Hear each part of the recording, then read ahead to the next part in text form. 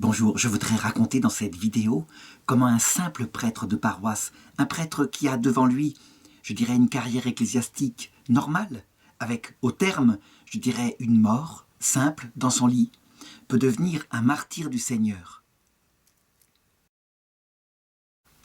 Et un modèle pour les autres prêtres. Je voudrais raconter aussi le cheminement intérieur qui l'aura amené peu à peu à se détacher de l'amour de sa propre vie sur terre, pour l'amour seul du Seigneur, au-delà de sa survie.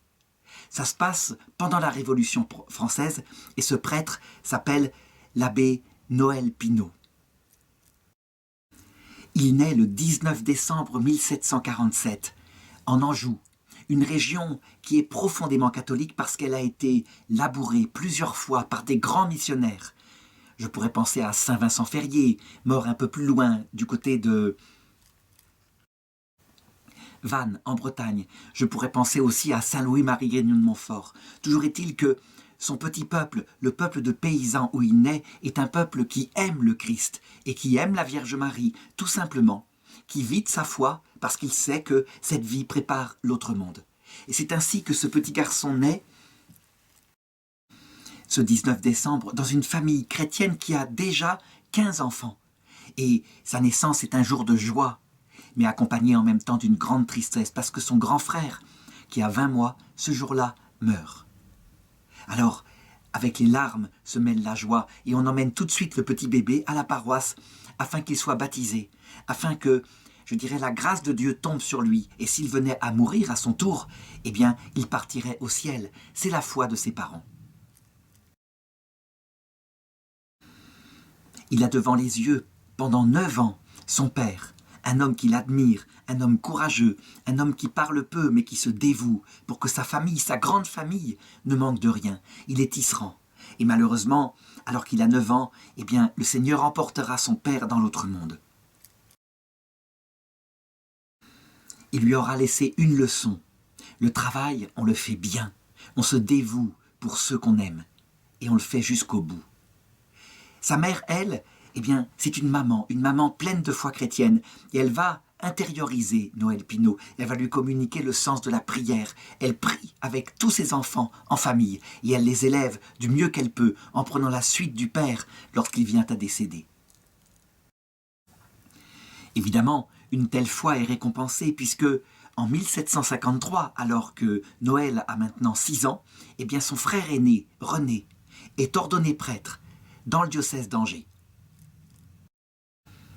Et il va avoir auprès de Noël un rôle très important. Il va se transformer en un père qu'il n'a pas eu, parce qu'il est beaucoup plus grand que lui. Il a 23 ans. Et il va, je dirais, Noël va apprendre à l'ombre de ce frère ce que c'est que la vocation. Il va lui confier très vite que lui aussi, il aimerait bien étudier, afin de le suivre dans cette voie et de se consacrer au Seigneur.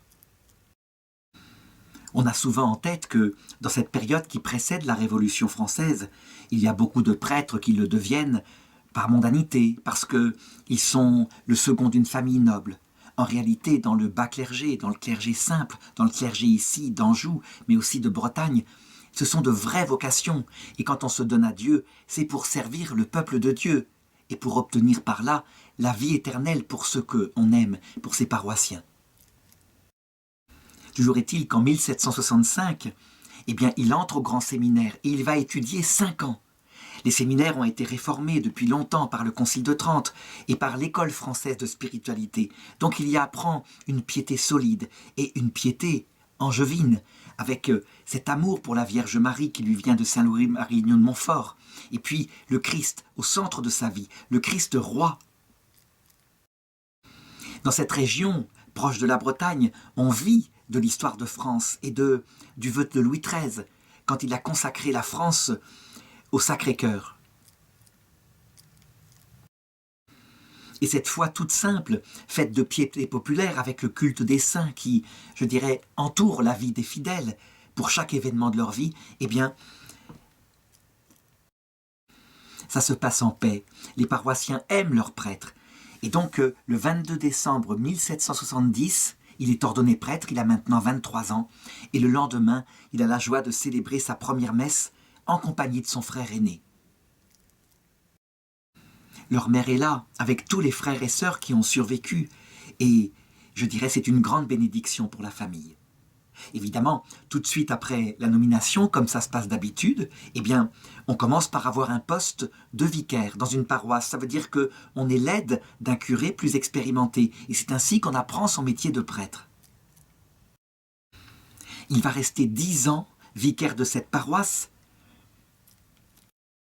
Et partout où il passe, les fidèles disent qu'il avait une charité attentive aux pauvres et aux malades. C'était véritablement la chose qui l'intéressait le plus, si bien que son évêque, en constatant qu'il a vraiment ce goût pour cet apostolat-là, finit par le nommer 10 ans plus tard, donc alors qu'il a 34 ans, nous sommes en 1781, aumônier de l'Hospice des Incurables d'Angers. C'est un hôpital, comme c'est à l'époque, où les gens viennent pour se faire soigner quand c'est possible, et souvent, ils y viennent pour mourir, parce qu'on n'a pas beaucoup de médicaments, on n'y connaît rien en médecine, on ne sait pas ce que c'est qu'un microbe. Toujours est-il qu'il est là, alors il peut se donner de tout son cœur. Il assiste les patients, il les assiste, je dirais, des sacrements, il les accompagne, il les prépare à la mort, et il y trouve véritablement sa vocation. Il n'a plus aucun souci matériel. Les gens, très souvent, les familles, quand ils voient un tel prêtre dévoué, lui apportent qui un poulet, qui un canard, ou un petit bout de quelque chose, des champignons, si bien qu'il n'a aucun souci matériel. Il peut se consacrer entièrement, jour après jour, à l'hôpital. D'ailleurs, le règlement des incurables précise le rôle de l'aumônier. Il portera avec prudence les pauvres, dans la première année de leur entrée dans la maison, à faire une confession générale, surtout ceux qui n'en auraient jamais fait, et qu'il emploiera à son zèle et sa charité à leur en faciliter la pratique. Ce que les pauvres racontent, c'est qu'ils avaient gardé un souvenir extraordinaire de sa tendresse. Sa tendresse, c'est ça qui les avait frappés le plus. Il les accompagnait au jour le jour, avec des cadeaux qu'il prenait sur les dons qu'il avait lui-même reçus. Il ne gardait rien pour lui. Donc on a affaire, dès cette époque-là, à un saint prêtre. Mais un prêtre qui n'aurait certainement pas été plus connu que ça, comme des milliers de saints prêtres qui ont donné leur vie ainsi au Seigneur, sans compter les religieuses, dévouées, infirmières, éducatrices, etc. À un moment donné, voilà qu'une cure, ça veut dire une paroisse, la plus grosse paroisse du diocèse d'Angers, se libère. C'est la paroisse de Louroux-Béconnet. Et l'évêque décide que le meilleur curé pour faire office dans un tel endroit où il y a 3000 âmes, eh bien, c'est l'abbé Noël Pinault. Et donc, sa nomination arrive et il y va tout simplement. Nous sommes exactement le 14 septembre 1788, il a 41 ans, et ce jour-là, c'est la fête de l'exaltation de la Sainte Croix. C'est un présage, comme on le verra. Alors il ne faut pas imaginer cette paroisse comme un village où tout est centré. Non, c'est un village, et puis tout autour il y a des hameaux, puis il y a des fermes solitaires, si bien que l'abbé doit visiter chacun de ses paroissiens, chacune des familles, une par une. C'est un travail considérable. Il peut être appelé pour un sacrement n'importe quand, de jour et de nuit. Il y va. Il est aidé par un vicaire qui se dévoue, mais lui-même, eh bien, on peut dire qu'il ne chôme pas. Et là encore, il fait l'unanimité, mais je dirais beaucoup de prêtres font l'unanimité. Ils sont aimés du peuple, en tout cas beaucoup plus tard, après sa mort, après la Révolution, des vieillards témoigneront quel bon pasteur il était. Et c'est ainsi que 2 années se passent dans sa paroisse quand éclate la Révolution française. Au départ, c'est une révolution d'enthousiasme, on ne peut pas le nier. Et même les paysans, je dirais les villageois bretons, ont envoyé leur cahier de doléances. Ils voudraient qu'il y ait plus de justice, plus d'égalité, plus de dignité. Et au départ, très vite, en 1789, l'Assemblée nationale vote des lois qui met fin aux privilèges, par exemple, des nobles. Mais très vite, à un moment donné, cette révolution va se révéler être une révolution, je dirais, anticléricale, anti-église. En effet, elle est portée par un courant intellectuel qui s'appelle le courant des Lumières, qui a commencé à répandre ses idées au début du XVIIIe siècle. Et il faut comprendre d'où vient, je dirais, dans les Lumières, un tel rejet de l'Église catholique et de sa foi et de ses dogmes et de ce qu'on appelle ses superstitions. En fait, il y a dans le souvenir douloureux des Français les guerres de religion qui ont eu lieu au XVIe siècle, pendant à peu près un peu moins d'un siècle, et qui ont montré comment, pour, je dirais, une culture, et non pas pour le Christ, mais une culture, un dogme qu'on préférait à un autre, on était capable de s'entre-massacrer, et véritablement comme des fanatiques. C'est une chose qui a profondément atteint l'âme française et qui a fait que, ici et là, des penseurs se sont levés, qui se sont dit qu'il fallait penser par sa raison propre. Et sa raison, elle était certes capable de démontrer l'existence d'un être premier, d'un créateur, mais que tous les dogmes qui s'ajoutaient étaient de la superstition. Eh bien, c'est autour de cela que va se révéler la Révolution française, et peu à peu, parmi ces députés qui sont, je dirais, imbibés des idées des Lumières, va se lever l'idée qu'il faut maintenant modérer cette puissance arrogante de l'Église en établissant une sorte de constitution civile où les prêtres seraient obligés de faire serment à la Constitution française et de ne plus dépendre d'une puissance étrangère, en l'occurrence les États du Vatican. Au départ, lorsque les Angevins et les Bretons et les Vendéens voient qu'on a nationalisé les biens du clergé, ils se disent après tout, pourquoi pas, on remet une certaine égalité. Il y avait effectivement beaucoup de richesses accumulées parce que beaucoup de gens donnaient comme legs à leur mort, quand ils n'avaient pas de descendants, leurs biens à l'Église. Mais quand à un moment donné,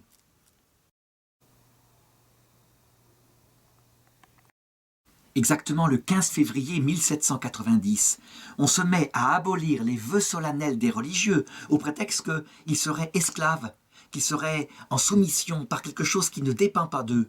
Alors on commence à se méfier parce que beaucoup de familles ont des oncles, des tantes, des frères, des sœurs qui sont religieux et ils savent bien qu'ils le sont librement, par amour pour Dieu.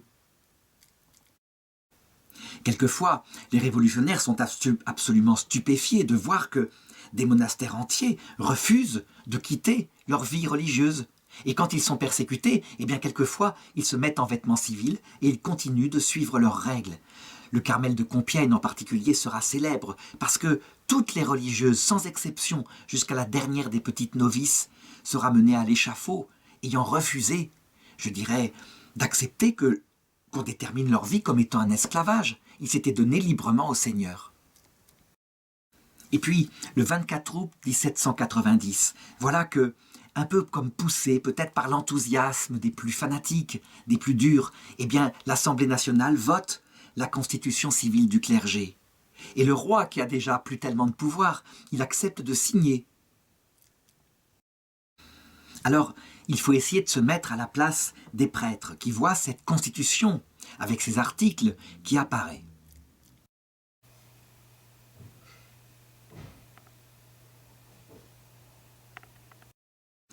Tout n'est pas absolument mauvais dedans. Il y a par exemple, parce que c'est l'époque de la rationalisation, la réorganisation de l'Église calquée sur les départements français. À savoir, on passe de 135 évêchés qu'il y avait avant et on en supprime 52. Donc pourquoi pas ? Effectivement, il y avait des anciens évêchés tout petits qui ressemblaient plus à des paroisses et qui dataient de l'époque, je dirais, du bas Moyen-Âge. Par contre, ce qui est beaucoup plus stupéfiant, c'est que maintenant, les curés seront élus par suffrage universel de la ville où ils seront nommés. Tout le monde pourra voter. Mais les protestants aussi, les juifs, les athées, tout le monde, c'est un suffrage universel. Évidemment, les femmes et les pauvres ne pourront pas voter. C'est un suffrage censitaire. De même pour les évêques. Maintenant, il y aura élection des évêques et leur nomination, qu'on prétend être un retour à ce qui se passait au début de l'Église, sera ensuite, je dirais, indiqué au Vatican.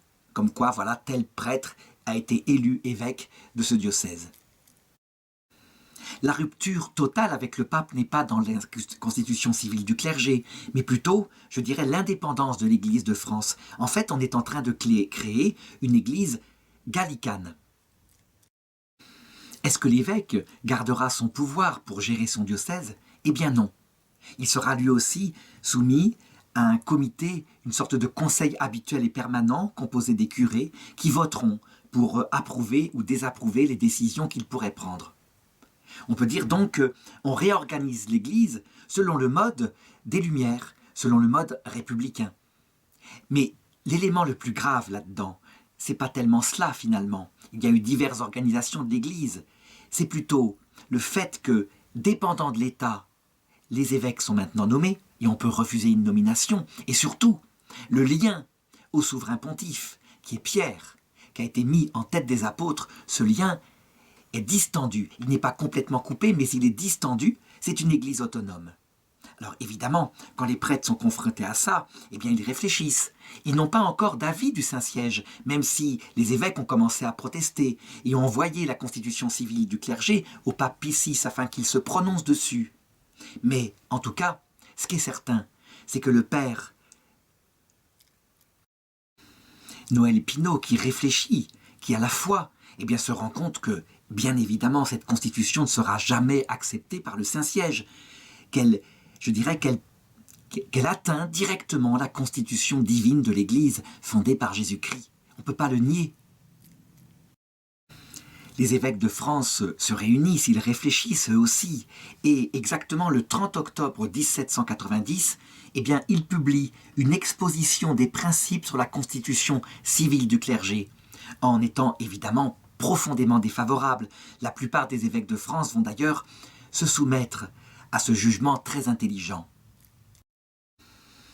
La résistance des évêques est alors passive, on ne se révolte pas, on refuse simplement cette constitution et on le signifie aux fidèles, ce qui va mettre évidemment en rage l'Assemblée constituante à Paris, qui se dit qu'il y a ici haute trahison carrément, c'est ainsi qu'on parle dans les débats, et on décide de voter qu'il y aura maintenant un serment obligatoire, tous les prêtres devront le porter pour la constitution civile du clergé. Les prêtres qui refuseront de prêter ce serment seront déclarés déchus et s'ils continuent à exercer leur ministère, ils seront poursuivis comme perturbateurs au repos public. Du Vatican, on n'a pas de nouvelles, on ne sait pas ce qu'il pense. Toujours est-il que sous la pression, eh bien, le roi Louis XVI contresigne encore cette nouvelle chose. Il le regrettera plus tard et il deviendra extrêmement ferme, au point de ne pas avoir peur de donner sa vie lorsqu'il s'agit de protéger l'Église catholique et sa foi. L'abbé Noël Pinault, quant à lui, il a compris, il n'avait même pas besoin des évêques, jamais il ne signera cette chose-là. Il en est convaincu, et il commence à faire le tour des autres cures avec ses collègues curés, pour leur en parler, et on en discute. Il s'efforce de les convaincre, alors que, je l'ai dit, le Vatican tarde à se prononcer. Il leur dit « Soyez-en sûrs, le pape va condamner ce serment. Il ne sait déjà que trop, je pense, que cette constitution ne vise en réalité qu'à nous séparer de l'Église catholique en créant chez nous une soi-disant Église nationale. » Il en parle à son propre vicaire, mais son propre vicaire ne se laisse pas du tout convaincre. Il a des arguments. Il dit, après tout, il y a bien marqué dans l'Écriture, toute autorité vient de Dieu. Et puis, ils ne détruisent pas l'Église catholique. Sa foi, c'est ça qui compte. En réalité, il est probable qu'il a aussi peur, parce que la révolution est de plus en plus violente. En particulier, le maire de Louroux, est un maire profondément devenu républicain. Ça veut dire que pour lui, il est évident qu'il doit y avoir, pour raison civique, le serment du curé. Et donc il décide d'organiser une cérémonie le dimanche 23 janvier 1791 où il y aura prestation de serment devant les fidèles du curé et de son vicaire. Le peuple a été convoqué en grande pompe et il est là. Et le peuple murmure, le peuple regarde ça d'un mauvais œil. On peut dire que déjà, les ferments de la révolte qui se préparent sont là. Il y a le conseil municipal, il y a le maire qui est en tête. Et le curé, eh bien, célèbre la messe avec son vicaire. À l'issue de la messe, dans l'église, il est prévu que le curé et le vicaire prêteront serment solennellement devant le peuple à la constitution civile du clergé. La messe se termine. Le père Noël Pinault va dans la sacristie et se dévêt de ses ornements sacerdotaux. Son vicaire s'appelle l'abbé Garanger. Il prête serment le premier, devant le peuple. Et quand c'est le tour de l'abbé Noël Pinault, eh bien il dit « Je ne peux, en conscience, prêter ce serment. » Et il est ferme. Si bien que le maire décide qu'il n'est plus le curé de la paroisse, qu'il ne peut plus exercer de fonction ecclésiastique. Et le curé lui répond tout à fait calmement, que son pouvoir ne vient pas de lui, son pouvoir lui vient de son évêque, et le pouvoir de son évêque vient du pape, et le pouvoir du pape vient de Dieu, et donc il continuera d'exercer son ministère. Le maire s'en va furieux, et effectivement, le curé va continuer d'exercer. Dans la paroisse, les fidèles viennent vers lui, mais il laisse aussi son vicaire exercer comme il le faisait avant. Il pense que, quand viendra la décision du pape, les yeux de son vicaire se dessilleront. Et il ne faudra pas attendre 3 mois pour que l'avis du pape Pie VI arrive. Et effectivement, son avis condamne la constitution civile du clergé, la déclarant hérétique en plusieurs points et attentatoire au droit du Saint-Siège. Eh bien, l'abbé Garanger, le vicaire, comprend. Et effectivement, il se rétractera un petit peu plus tard, le 22 mai suivant, tandis que le curé Noël Pinault, quant à lui, il monte en chaire dès le 27 février à l'issue de la messe. Il a choisi à dessein ce jour où se tient au Loroux une assemblée des paroisses voisines. Sans une parole d'offense pour qui que ce soit, il se met à expliquer dans un discours longuement médité devant le tabernacle pourquoi, en tant que prêtre catholique rattaché par son évêque au successeur de Pierre,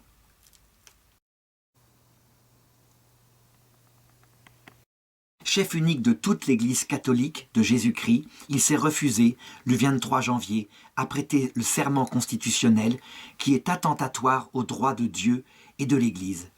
Et il ajoute « L'Assemblée nationale n'a pas le droit d'exiger du clergé un acte qui, par le fait même, le détache du centre de l'Église. Les choses sont nettes, les choses sont dises, mais il est repéré. » Et en effet, le maire est là, présent, au premier rang, dans l'église, et il l'interrompt, et il dit « Descends de cette chaire, tu nous dis que c'est une chaire de vérité, et tu ne débites que des mensonges. » Alors les fidèles se dressent, ils sont suffoqués d'une telle audace. Comment est-ce que le maire a pu interrompre comme ça le curé qui est en chaire ? Et ils lui disent « Restez en chaire, monsieur le curé, vous parlez bien, nous vous soutiendrons. »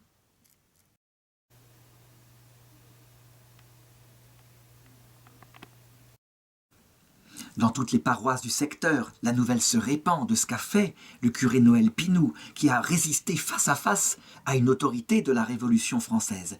Et on peut dire que partout, il commence à se lever, chez les paysans, chez les villageois, une attitude de rejet de la Révolution française, tant que, à la rigueur, on distribuait les biens des nobles, nous acceptions. Mais maintenant qu'on s'en prend à Dieu et à notre religion, nous n'acceptons pas. C'est ainsi que, je dirais d'étape en étape et à cause d'une série de scandales comme ça, dus au fanatisme révolutionnaire, la révolte va commencer à naître en Anjou, mais aussi en Vendée. Le maire, quant à lui, eh bien, il ne baisse pas les armes, et séance tenante, il envoie un rapport au tribunal révolutionnaire d'Angers. Il réclame l'arrestation de ce curé incendiaire et perturbateur du repos public. Si bien que le vendredi suivant, voilà qu'une escouade de gardes nationaux entre dans le village de nuit. En effet, on n'a pas voulu faire cette arrestation de jour, on a peur de la réaction de la population. On sait très bien que ça pourrait tourner par une échauffourée. Alors, on le lie sur son propre cheval et on l'emmène à Angers, où là, il comparaît devant le tribunal révolutionnaire. Nous sommes en 1791, nous ne sommes pas encore à la terreur. Et le tribunal révolutionnaire décide de le bannir de sa paroisse. Il n'aura plus le droit d'approcher à moins de 30 km de cette paroisse. Il n'a plus le droit d'y exercer. Le président du tribunal révolutionnaire trouve cette peine beaucoup plus douce et essaye de faire appel pour qu'il y ait une condamnation à de la vraie prison. Bref, un exemple soit montré. Et c'est en vain. Si bien que l'abbé Noël Pinault se retire, là où il avait un apostolat jadis, à l'hôpital des Incurables à Angers. Il y recommence son apostolat, et les patients qui l'ont reconnu, qui sont encore vivants, sont très contents de son retour. Évidemment, son zèle apostolique va déplaire très vite au comité révolutionnaire, qui va commencer à lui refaire des ennuis, et puis finalement, qui va le chasser. Et donc il va se retirer en juillet 91 au pays des Mauges, proche de Beaupréau. Et là, il vit en proscrit, et il se dévoue avec zèle, mais beaucoup plus discrètement, pour les âmes. Et il voit bien monter de mois en mois, d'année en année, cette révolte qui vient des paysans, des citadins. Elle vient du peuple, manifestement. Et quand vont éclater la révolte de la Vendée militaire en 1793, il a 46 ans, alors à ce moment-là, eh bien, il peut rentrer dans sa paroisse. Et la révolte est sanglante, et elle est partie effectivement du petit peuple. Et le petit peuple l'a fait d'abord pour un motif religieux, même s'il y a aussi un motif politique. C'est ce que disent partout les paysans. Nous n'avons pas bougé, malgré notre indignation, tant qu'on nous a laissé nos prêtres et nos églises. Mais quand nous avons vu qu'on faisait des misères au bon Dieu, nous nous sommes levés pour le défendre. Et on peut dire qu'on a la preuve de cela par l'insigne que spontanément, cette armée catholique et royale, donc ce qui indique qu'il y a aussi un motif politique. Ils défendent leur roi très chrétien. Eh bien, le symbole, c'est le Sacré-Cœur de Jésus que les contre-révolutionnaires portent sur leurs vêtements. L'abbé Pinault, lui, il reste prêtre. Il n'est pas question qu'il encourage à la prise des armes, même s'il ne décourage pas, parce qu'il le sait, le travail des fidèles, ce qu'ils font eux, eh bien c'est leur rôle, mais quant à lui, il est prêtre et il ne l'oublie pas. Et donc, il continue, il donne les sacrements, il donne le réconfort spirituel. Évidemment, au début, cette révolte vendéenne va être couronnée de succès, la ville de Saumur est prise, puis ensuite Angers.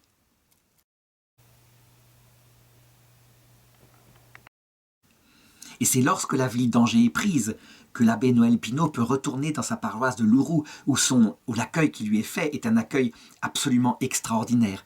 Il y a eu, il faut le dire, plusieurs prêtres jureurs qui ont essayé de se succéder sur la paroisse. Eh bien, les fidèles, tout simplement, ne venaient pas à la messe. Ils boudaient les sacrements.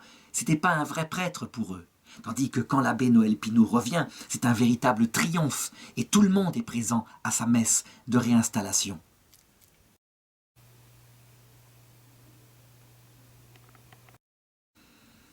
Mais il faut le dire, Dieu du ciel, voyant la foi de ceux qui se battaient en portant son symbole sur leur cœur, ne voulait pas leur donner la victoire militaire. En effet, s'ils avaient gagné militairement, ils auraient fait quoi? Ils auraient instauré une sorte d'état politique chrétien? Non, il valait mieux que leur foi fervente parte pour le ciel. Et c'est ainsi que, en juin 1793, ça commence à être la catastrophe pour l'armée catholique et royale, avec la défaite sous les murs de Nantes. Il faut dire qu'à Paris, l'Assemblée constituante a eu énormément de peur. Elle est attaquée de tous les côtés. La Révolution est pour eux en danger. Il y a les armées étrangères, du côté de l'Autriche en particulier, qui menacent. Et puis, il y a cette révolte-là, et une autre révolte à Lyon. Il y a plusieurs sortes de révoltes à ce moment-là. Si bien que, une fois que la victoire est acquise sur le gros de l'armée contre-révolutionnaire, eh bien, ils envoient des délégués pour épurer la région. Alors on pourrait se dire que les terribles persécutions qui vont avoir lieu, par exemple par Franck Castel, qui est un émule de Carrier, sont, je dirais, des exactions liées à tel révolutionnaire sadique. En réalité, les ordres viennent de Paris et seront plusieurs fois envoyés par écrit. Il faut dire qu'à Paris règne aussi la terreur, mais la terreur provinciale va être bien pire. Et à un moment donné, il est même envoyé dans cette région ce qu'on appelle des colonnes infernales, qui ont simplement l'ordre de génocider. Puisque les hommes ont péri au combat, il faut maintenant exterminer ce qui est à l'origine de cette révolte fanatique, à savoir les femmes et les enfants. Et lorsqu'on va en Vendée, évidemment, on est stupéfait par des monuments aux morts, quelquefois en bois, parce que, évidemment, ils ne peuvent pas être mis en dehors des églises, ou des listes de noms s'étalent, avec certains qui ont 5, 6, 7 ans, et des femmes en quantité, et des enfants, et leurs circonstances de leur mort, quelquefois abattus comme ça au fusil, parce qu'il emmenait son troupeau au champ, et qu'il est tombé sur une colonne infernale. Évidemment, la persécution contre les prêtres, qui sont soi-disant ceux qui ont amené cette révolte, se fait de plus en plus violente, avec des exécutions de masse. Ça veut dire qu'on humilie ces prêtres. Quelquefois, on voit même des scènes comme cela à Nantes, On fait mettre sur des bateaux des prêtres avec des religieuses. Et tous les deux sont nus et on les a attachés à ensemble, l'un avec l'autre, parce qu'ils ont refusé de se marier. On envoie le bateau sur la Loire et on le coule tout simplement. Et c'est ainsi que, finalement, ce qu'on appelle la baignoire nationale verra de nombreux martyrs inconnus, mais qui véritablement ont donné leur vie pour leur Christ. Quant à l'abbé Pinault, lui, évidemment, il ne peut plus paraître publiquement, et donc il entre dans la clandestinité. Il se déguise maintenant, et il est reçu courageusement par des familles qui le cachent toute la journée. Et il peut ainsi célébrer la messe secrètement, aux risques et périls de ceux qui y assistent, et à ses risques et périls à lui aussi, pour les fidèles. Il faut le savoir, la grande majorité des paroissiens lui sont dévoués, et jamais, jamais ils ne le trahiraient, ils prennent des risques sans problème. Mais il y a tout de même des traîtres qui sont là. Ils ont arrêté, je dirais, d'envoyer des lettres publiques depuis qu'il y a eu la révolte, mais ils sont bien là, bien présents, prêts à le dénoncer. Pendant cette période qui est très dure, eh bien, il lit, il médite, il prie, il a le temps dans la journée, lorsqu'il est caché dans des greniers ou dans des meules de foin. Et il a surtout le temps de se détacher de cette terre. D'ailleurs, comment pourrait-il faire autrement, lui qui a appris tout ce qu'a vécu son peuple, les massacres? On peut dire que sa propre vie, il n'y tient plus. Ça, c'est important à considérer, ce chemin intérieur qui se fait dans ceux qui, à un moment donné, peuvent donner leur vie pour le Seigneur. Tous les restes de la tâche à la terre s'opposeraient dans son cœur au martyr. Mais maintenant, il n'a plus que le Seigneur et il est prêt.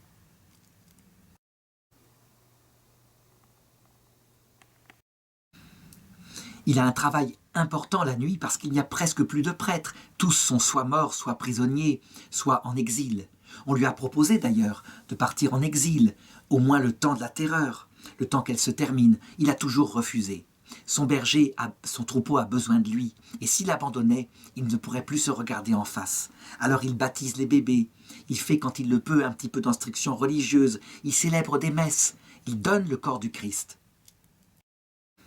Et il le sait. En cette période où il n'y a plus d'enseignement possible, plus de sermons, eh bien, il donne du catéchisme. Il sait que la connaissance doit être maintenue dans les cœurs, que si la connaissance disparaît, et malheureusement ce sera souvent le cas pendant ces années révolutionnaires, eh bien, l'amour aussi pour Dieu disparaîtra. Et donc il donne de la catéchèse. Et ses avis sont toujours d'actualité. C'est ce que dit le catéchisme de l'Église catholique. La famille chrétienne est le premier foyer de l'éducation à la prière. La prière quotidienne en famille est particulièrement recommandée parce qu'elle est le premier témoignage de la vie de prière de l'Église. La catéchèse, les groupes de prière, la direction spirituelle constituent une école et une aide à la prière. Et c'est ce qu'il donne dès qu'il visite une famille. L'année 1794 est une année terrible. On peut dire que, à cette époque-là, Robespierre est au sommet de son pouvoir.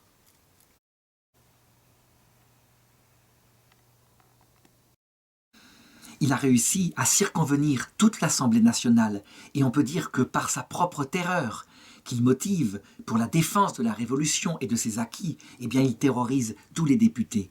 On a donc intérêt d'être derrière lui parce que s'il désigne des coupables, ils sont aussitôt arrêtés par le vote populaire et guillotinés. On pourrait dire que la Révolution commence à dévorer ses enfants. Il essaye d'instaurer ce qui est sa conviction, le culte du vrai Dieu, le Dieu de la raison, un Dieu qui sort du raisonnement du philosophe et qui puisse être honoré. Alors il instaure des fêtes comme cela à Paris et aussi des arbres de la liberté. Quant au culte chrétien, il est maintenant totalement interdit. Mais pas seulement le culte, celui qui avait refusé de prêter serment, tout le culte chrétien, y compris les prêtres jureurs, n'ont plus le droit d'exercer. Les églises sont transformées en étables, dans le meilleur des cas. Dans le pire des cas, elles servent de carrières de pierre. On les a déjà vendues à l'encan, comme, je dirais, à n'importe qui voulait les acheter. En ce qui concerne les prêtres, ils sont plus que jamais pourchassés. Leur vie est plus qu'en danger. Il y a même une récompense de 100 livres pour celui qui arrive à faire arrêter un prêtre. L'abbé Noël Pinault est dans une situation évidemment très très précaire. Il n'a plus même un endroit où reposer sa tête. Il change de maison tous les jours et il pourrait être dénoncé n'importe quand. Il y a des perquisitions de plus en plus serrées, parce qu'on sait qu'il est un meneur. Du coup, certains paroissiens, soudain, sont entourés par des gardes nationaux. On les moleste, on leur ordonne d'avouer où est caché ce prêtre. Et eux, jamais ils n'avouent, jamais ils ne le dénoncent. Jusqu'à ce qu'arrive le 8 février 1794. L'abbé Pinault se trouve au village de la Milandrerie, à quelques kilomètres du bourg, chez une pieuse veuve, Madame Pelletier Talandier. Et là, nous sommes à la nuit, et il prend un peu l'air dans le jardin. Il n'est pas resté dans le grenier, déjà la nuit, et là, et donc il peut se détendre. Et voilà que passe un homme qui s'appelle Niquet. Et cet homme-là, il connaît l'abbé Noël Pinault, parce qu'à un moment donné, alors qu'il était dans la misère, il était allé à la cure et il avait reçu de lui de l'aide en aumône.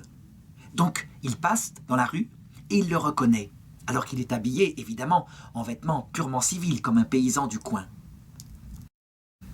Immédiatement, il court au poste de la garde nationale pour dénoncer. Il sait où se cache l'abbé Pinault. Lui, évidemment, ce qu'il veut, c'est la récompense de 100 livres qui est promise. Alors les gardes nationaux se mettent en route et lui ordonnent de les mener à la maison, et il y va. La maison est vite encerclée, et là, on frappe à la porte. Pendant ce temps, le prêtre, il s'apprêtait à célébrer la messe. Il est en vêtements sacerdotaux. Il y a sur la table le calice, les hosties, tout est prêt. Ils sont donc surpris, en flagrant délit. Ils ne s'attendaient à rien. Évidemment, la veuve, elle fait ce qu'elle peut pour retarder l'ouverture de la porte en faisant mine qu'elle est en train de se lever. Et vite, on met le prêtre dans une grande malle. On met aussi dedans les ornements sacerdotaux, les vases sacrés, etc. Et puis on réinstalle la maison comme s'il n'y avait rien. Alors, la veuve ouvre et elle est, on pourrait dire, en tenue de nuit. Et alors on rentre avec brutalité dans la maison et on se met à fouiller partout, mené par Niquet, qui dit « il est là, il est certainement là », etc. À un moment donné, un des gardes nationaux, un jeune, passe devant la malle où est caché le prêtre et il soulève le couvercle. Et puis il le voit. Mais lui, il ne le dénonce pas, il referme le couvercle. Cependant, Niquet a bien repéré son geste, il l'a vu pâlir. Alors, il réouvre la malle en disant « il est là, venez le chercher ». Et c'est ainsi qu'il est arrêté. Quand il verra que c'est Niquet qui l'a livré, il lui dira simplement ceci. « Comment ? C'est toi ?»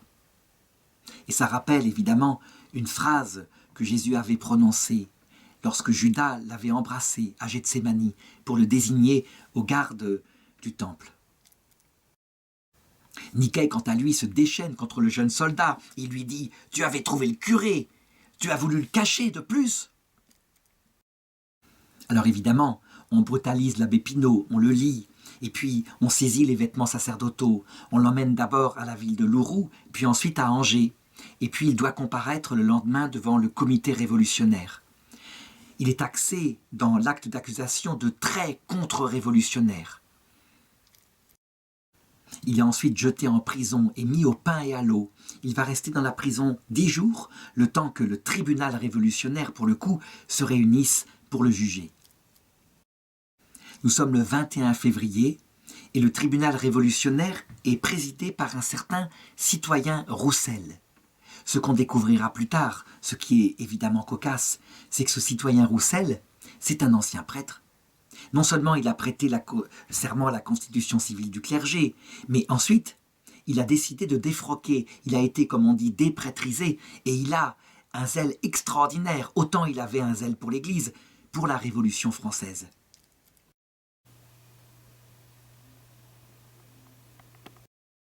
Évidemment, on connaît ce procès, c'est pour la forme, et la sentence est immédiatement prononcée, la peine de mort.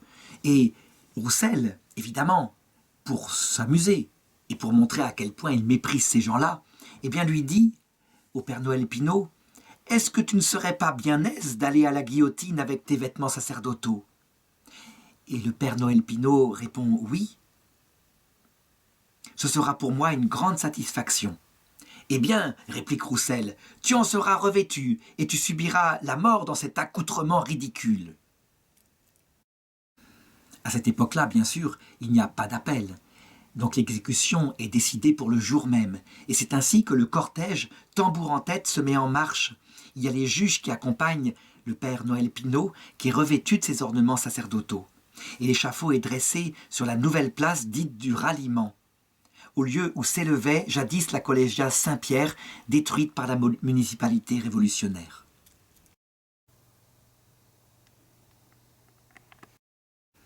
Il y a là une foule qui se presse, et cette foule est triste, cette foule ne crie pas, à part quelques énergumènes. Et il y a dans la foule aussi un prêtre, l'abbé Gruget, qui est un prêtre fidèle au pape et qui est témoin oculaire de la scène, qui racontera plus tard que l'abbé Noël Pinault, le martyr, priait dans un profond recueillement. Sa figure était calme et son front rayonnait de la joie des élus. On suivait, pour ainsi dire, sur ses lèvres les cantiques d'action de grâce qui s'échappaient de son cœur. Nous sommes un vendredi, il est 3 heures, c'est l'heure exacte où le Christ est mort. Et le Père se retrouve devant la guillotine qui est dressée.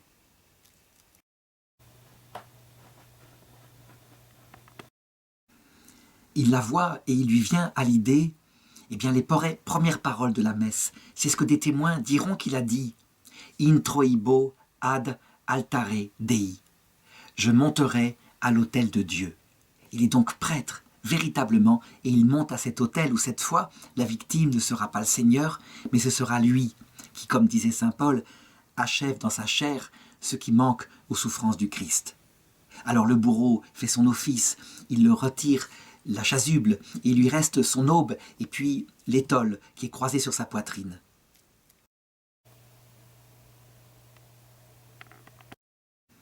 L'abbé Gruget, de loin, lui donne l'absolution in articulo mortis, comme on dit, à l'article de la mort, et les tambours se mettent à battre, il est couché sur la planche, et la lame bascule. C'est ainsi que meurt dignement, ce 21 février 1794, à l'âge de 48 ans, l'abbé Noël Pinault, un simple prêtre, curé de Louroux-Béconnet, et qui a résisté tout seul, debout, face à la roue meurtrière de la Révolution française. Et son exemple marquera toute cette région, si bien qu'un procès en béatification sera ouvert, mais y a-t-il besoin? Il a donné, comme le dira le pape, le 3 juin 1926, c'est le pape Pie XI, il a donné sa vie en martyr à cause de la haine de la foi. Si bien qu'il est béatifié le 31 octobre 1926, le jour de la solennité du Christ roi. Et on peut dire que la royauté du Christ qu'il prêche par son martyre n'est pas une royauté politique.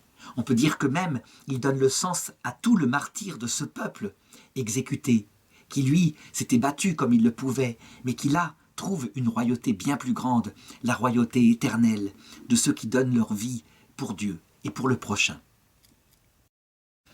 On peut dire que son sacrifice rappelle cette remarque de saint Grégoire le Grand qui disait « Nous qui célébrons les mystères de la passion du Seigneur, nous devons imiter ce que nous faisons.